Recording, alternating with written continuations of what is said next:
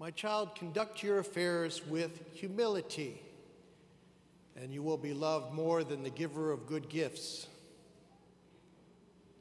I saw something this week that bothered me.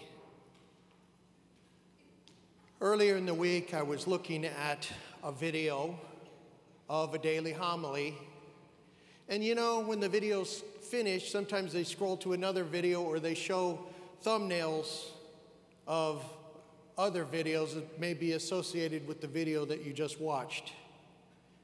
And I saw the thumbnail of somebody that has become famous or infamous, depending on your viewpoint, since COVID. And I decided to click on his video because it's like, well, I kind of like to keep tabs on this guy, mostly out of curiosity, because he's been dismissed from his assignment as a pastor, and I believe he's lost his faculties in his diocese, and I don't know what he does all day long now. He had, I thought, a pretty good setup.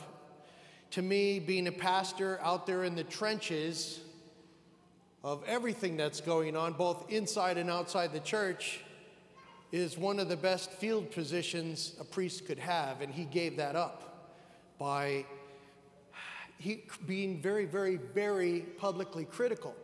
So during COVID, and when masses were closed to the public or postponed for the public all over the country and probably all over the world, Father Shea and I started noticing something on YouTube that would pop up, and we would converse about this priest. He's like, did you see this priest?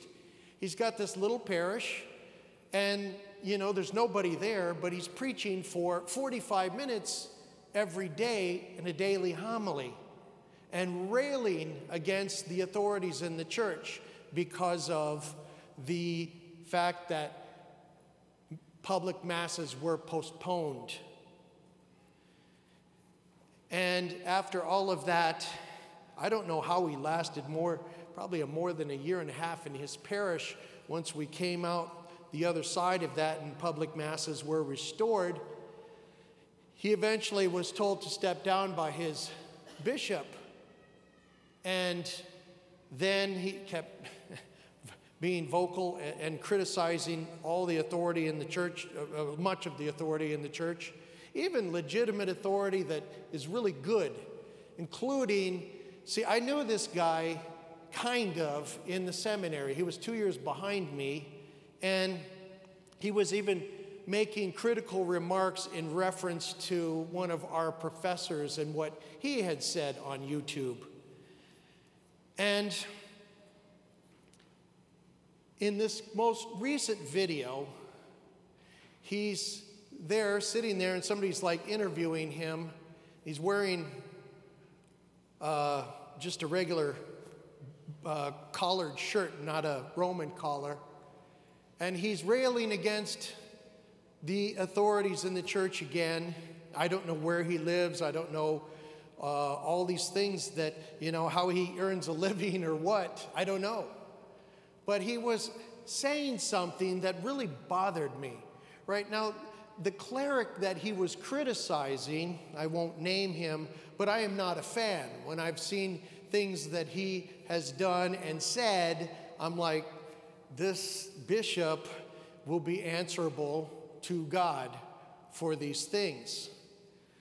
But this bishop in his diocese does not allow for baptisms to take place in the extraordinary form without permission. And that's usually the case everywhere. Extraordinary form means the old rite, the old Latin rite for baptism. That's the case in every diocese. And this priest was saying to him, saying his name and saying, "Go to hell." He said it several times. And then he said, "Burn in hell." And I'm like going, dude, what kind of, you had the same formation that I had in the theologate that we went to. How would anybody in his right mind as a priest, say that to anyone, because your job, your mission is the same as the church. Your job is to get souls to heaven, not curse them while here on earth, sending them, in a sense, at least verbally, to hell. It was very, very off-putting. And it's like this guy has totally lost his filter. And I just wonder about him. It's like, what is left for him? Because he's probably close to my age.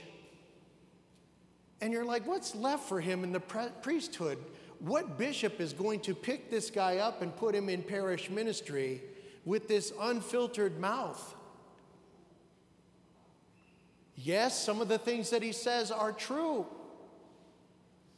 But man, the delivery is so arrogant, it's so prideful, it's almost beyond belief.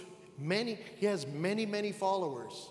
And I can understand it. Some are very frustrated with things going on in the church and the church leadership. But we also have to maintain our eyes. We have to keep our eyes on Christ.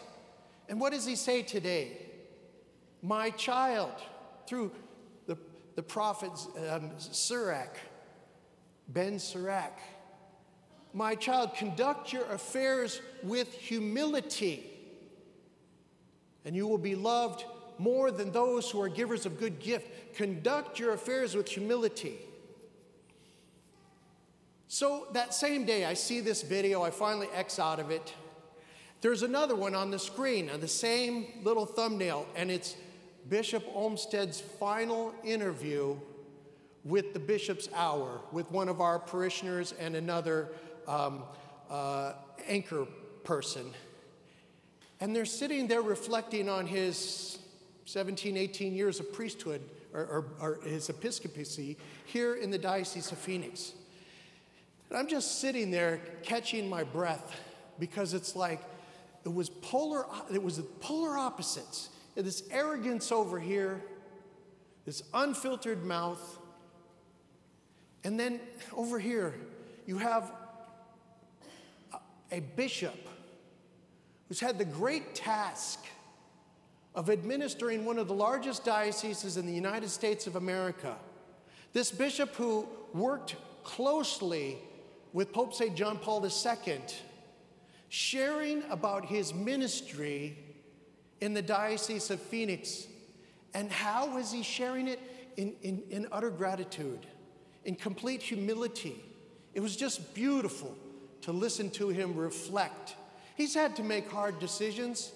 Remember, it's been over 10 years ago that he removed the Catholic identity from St. Joseph Hospital in Phoenix. Oh, I remember he was being demonized by the press, especially the Arizona Repulsive. And you're like, if they don't think well of you, then maybe you're doing the right thing. And he tried for 7 years. 7 years behind the scenes to work with them. To say, hey man, you don't have your ethics up to date with what the church teaches. We got to get you there. We got to move you there. One of the deacons in the diocese was Deacon Billy Chavira. He was working there at the time, and he tried to defend what they were doing.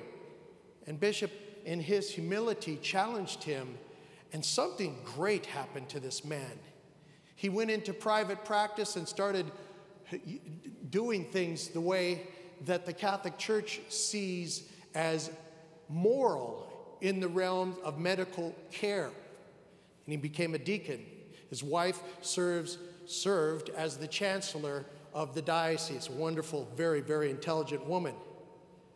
But he had to do that. I remember somebody that I saw that was nominally Catholic. We were walking out of this meeting, and he said, oh, someone's cast a spell on Bishop Olmsted. And I'm just like, dude, I'm going to punch you right now.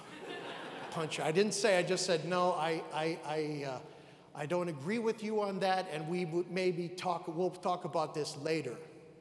It was a tough decision on Bishop's part. And he did it behind the scenes, but the newspaper brought everything out front. There he was, sitting, reflecting on this beautiful ministry. I was ordained a priest by him, only the second and third in this diocese when he came here. I feel like his spiritual son, and he is my spiritual father. Saw this humility. And then we hear about Jesus today. And it's an unusual story. He goes to the house of this religious person, and he sees everybody kind of lining up at the table according to their status. This was something common in the day of Jesus, still common today in many places. And he says, no, invite those who can't repay you. He's saying, be in solidarity with the poor and the lame and those that are hurting. Don't exclude them. He's talking about table fellowship, right? And you know, every time Jesus talks about table fellowship, it always points to what we do here. And he's talking about take the lower place. One thing that's very tough about being a priest, it still drives me up a wall, right? We go to places, you know, and there'll be 3 of us or whatever, and we're invited, and they're always like, yeah, you're in line first, Father. And you're like, Jesus is telling me the exact opposite. I should get in the line last. We were cooking for the kids and their dads, the sons and their fathers this weekend. And we had this grill set up. It was amazing. And we're flipping, turning and burning burgers and hot dogs. And we're cleaning, I'm cleaning the grills, and Deacon is telling me, hey, you better get in there before it's all gone. And I got the vacuum running, and he says, hey, no, he turns the vacuum off. He says, better get in there before it's all gone. And it's like, Deacon, I'm sure there's going to be something left. I turn the vacuum on, I keep vacuuming. You know, it's like, it'll be okay. It's going to be okay. I don't need to be the first in line. None of that. But it's tough. It's a challenge, you know, when you're in the public eye to try to maintain humility. How is this done for anyone? How do we find humility? And I only have a few suggestions for you today because the journey to humility is manifold. Bishop Olmsted's example, gratitude. Gratitude. We can't be hateful if we're grateful. And I don't think we can be arrogant, prideful, if we're grateful. I work with a guy, if the sun comes out and it's a beautiful day, he's praising the Lord. And if it's like everything is crashing down in front of us, he's praising the Lord. And I'm like going, man, I don't got what this guy's got. He's praising the Lord. So-and-so has been diagnosed with cancer. Oh, praise the Lord, we're going to pray for her. And you're like, he's not praising the Lord because she has cancer. He's just acknowledging that God is over everything. Gratitude. When we get to the end of our day, when we're closing the day out in prayer, what is our disposition? Is it one of gratitude or, oh, my husband left his socks there again? Or she's in the bathroom way too long. What is it? Oh, the kids, they never listen to me. Or is it, thank you, Lord. The woman that you paired me up with, the one that we have a sacramental marriage because of you, I'm taking a step back and I'm looking at our kids and I'm like, oh my goodness, you and me with God are co-creators. And look at these beautiful children. Yeah, they're not perfect, but neither is anybody else's. But oh my gosh, look at these kids. How lucky we are. Gratitude. In the first reading, we hear that almsgiving is a road to humility. And Jesus will tell us, and we will see this, that love is also the road to humility. And I was listening to, just caught the tail end of an interview when I was coming back down from the high country today on EWTN radio. And they were interviewing a guy, and if I remember the context correctly, it was about 9/11 and what a priest had said to him and his group. He's like, hey man, it's a really tough week. And he said, as they would go out and serve, and I believe they were serving those who were working through the rubble, he said that was the greatest gift for despondency.